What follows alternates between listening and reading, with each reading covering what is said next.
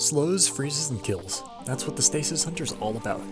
For those of you who like to run Stasis Hunter in PvE, I have a build you may enjoy. It's all about spamming shurikens.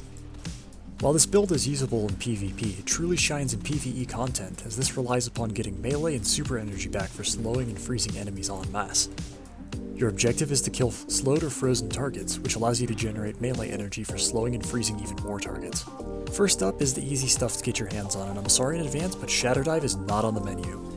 Instead, you'll be equipping Grim Harvest for gaining melee energy for killing slowed or frozen enemies, and Winter Shroud to apply more slow stacks on a very short cooldown, and without having to spend your second melee.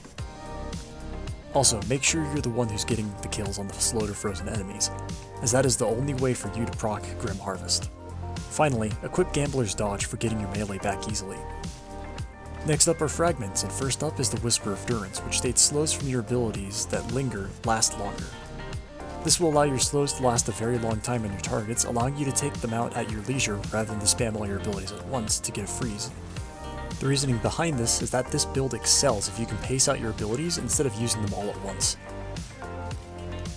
As a hunter's melee is darn near linked to their dodges, Whisper of Refraction is a very nice fragment, as it states defeating slow to frozen targets grants class ability energy.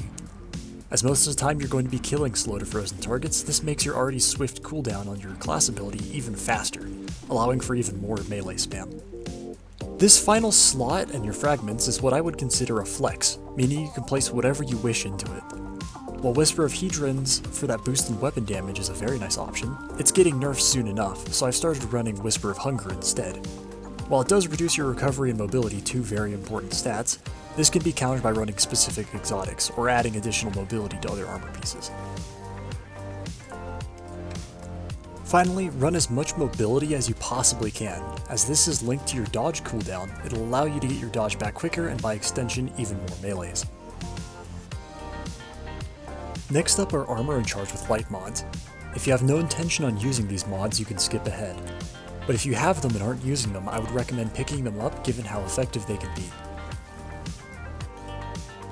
First off, add class ability energy for melee onto your arms. You can even stack two mods if you desire, giving a huge boost to class ability when throwing your melee out, or slapping an enemy straight across the face. Next up are the Charge with Light mods. If you do not wish to mess with Charge with Light, that's perfectly fine, however know that you're missing out if you don't use them. Trust me. A quick spark notes on how Charge with Light works are green mods and yellow mods. Green mods allow you to become Charged with Light, while yellow mods will consume the charges to do something. In this case, taking Charge and Charge Harvester will allow us to become Charged with Light by picking up orbs and getting kills.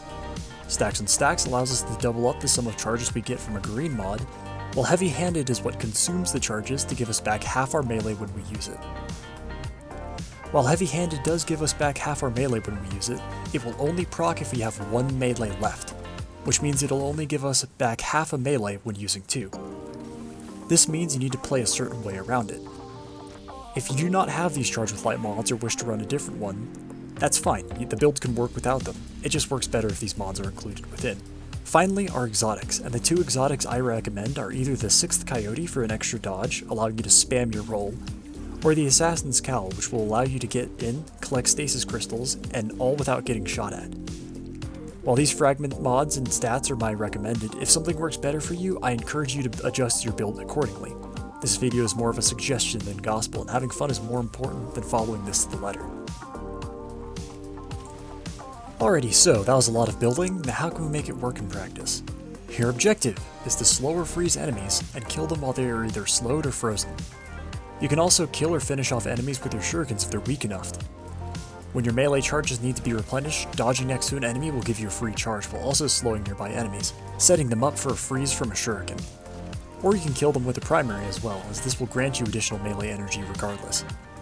During the aftermath, you can run around and collect stasis crystals to give you even more melee energy. Finally, this build can be used with either of these two exotics as they both synergize very well.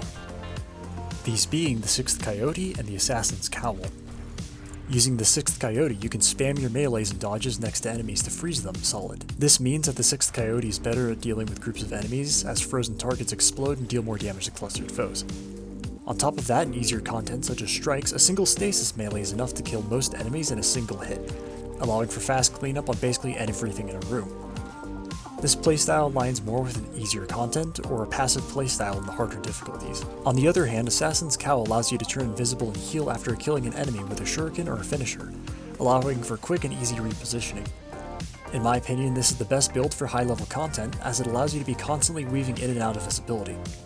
What makes this so powerful is the ability to not only plan out your next attack, but choose your next fight, which if leveraged properly makes you functionally invincible.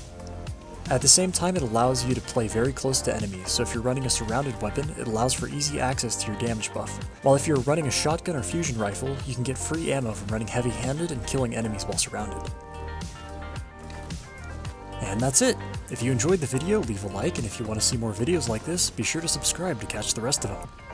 The rest of this video will be me soloing this encounter in a dungeon to show how powerful an Assassin's Cowl with this build can be. You can use this with the 6th Coyote. This is really, honestly, more fun to me than the 6th Coyote, because I like weaving in and out of invisibility, versus spamming stasis shurikens. Well, I mean, I can spam either way, but this one's more fun to me. And that's the important thing. Find out what's fun to you, and then play with it. This is just a suggestion after all, and you can go ahead and make whatever build you want. But yeah, I'm just going to let the rest of this play out. Have a good day, and I hope you have fun with the build. Cheers!